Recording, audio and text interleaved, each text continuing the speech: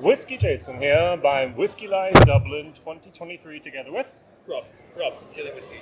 Teeling, yay! So you're my first people I'm going to interview today. Tell me a little bit, what are your expectations for Whisky Live Dublin this year? Whiskey Live is always a big one for us. Yeah. I mean, it's a home market. Yeah. If we don't show up here strong in Dublin, it looks odd. So yeah, with first stand you see when you come in the door, Yes. and hopefully showcase some of the new Dublin distillates and showcase a small selection of what we do. Oh, show us what you have. Yeah, I mean, so most people's kind of first port of call is going to be the unconventional collection. So as we know, The unconventional collection, that's a new phrase for me. Is it official? Let's say no. Okay, thank you. But I mean, it just represents the different styles of Irish whiskey for an average consumer. A small batch, a single malt. Single grain, Yep, pot single still, grain. and then black pits as a Yes. kind of A and B of single malt. And then related to those, we have our under the counters. So crystal malts, which is a component of the Dublin distilled single malts. So we're going to release that probably as a single cask. Get people's interpretation of that one. So as you see, So it's going to be unreleased. probably a distillery only. If Yes. it's a single cask, I mean, that doesn't go far. Yeah, or some of our great distributors around the world. So, yeah, okay. Binnies have expressed interest. Yes. Yeah, good off chain in Illinois. Yes. So great guys.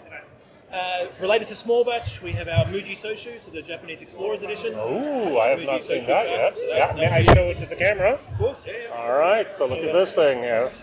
It's a follow-up to our 15-year. Okay, wow. It's a follow-up to the Amberana cast that we Yes, did. yes. So very, very similar, but yeah, continuing down that route, very close cousins to the Sommelier Select series that we do and the collaboration series. So all related back to small batch, being that free rum small batch blend. Obviously, at least 15 on this case. Yeah. Related to our single grain, we have the new single grain 15 Yes. in white casks, the Sauvignon Blanc casks. So really exploring that wine influence. As you probably know, the Napa influence from our core single grain was explored with Bordeaux casks. The first kind of limited release follow on to that with the 13-year-old last year. So this being Sauvignon Blanc down that route of wine influence on the same grain. Very good.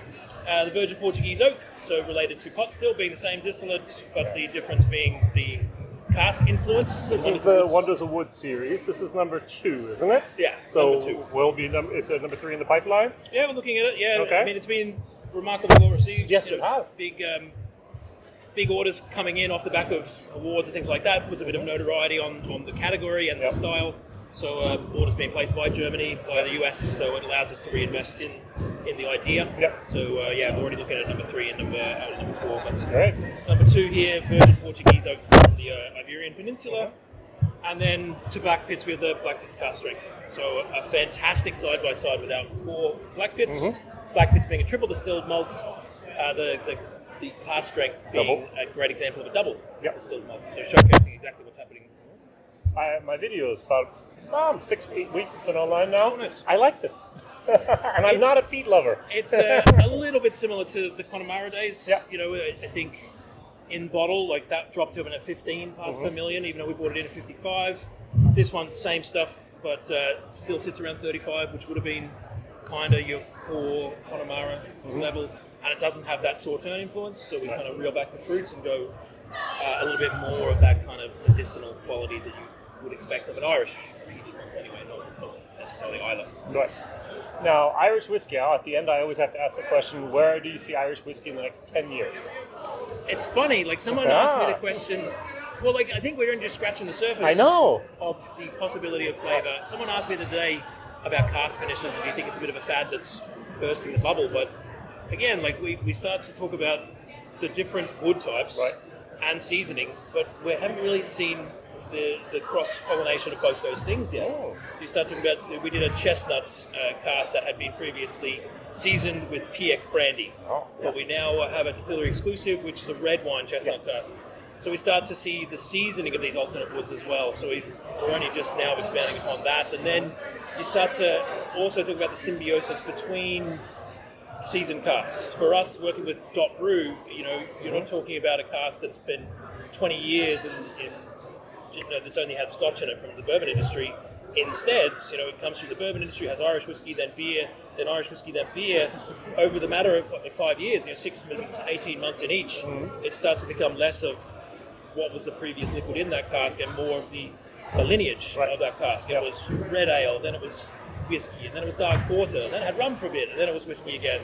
So I think it opens up a huge potential flavour. All right, very, very good. So that's what you expect in the future.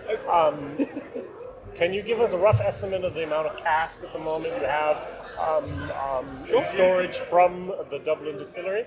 Yeah, 100%. Yeah. So the exciting thing is that we already have more from Dublin than we ever had when we began. Yeah. So yeah, you're talking about 15,000, but we're already looking at hopefully expanding. You know, it's not necessarily easy to find Warehousing, yes, exactly. Our current warehouse is pretty close to the Cooley Distillery, given exactly what happened around that time. Right. It was just get it, move it. Yeah. We'd like something a little bit closer to Dublin. That would be nice. It shaves the shipping costs and everything like that, and also being able to be somewhere you can visit. Yes. So yeah, hopefully we can expand. Yeah, jumping through modern planning commission and building warehousing is not exactly something you can do. You have experience of jumping through planning permission with building a distillery in the middle of the city of Dublin. Yeah. I think if anyone can do it, it's going to be you guys. Hopefully so. Yeah, hopefully so. Very, very good. Well, thank you very much for this. Where can we find Teeling online? www. Well, I mean, wouldn't be supporting our partners at the Okay. Whiskey Live. I didn't say the Celtic Whiskey Store. Right. Great partners. So definitely check out the Celtic Whiskey Store. They've got a couple of single casks that are only unique to them. So definitely check out the Celtic Whiskey Store. All right. Well, thank you very much. WhiskyJason. Ciao. Cheers.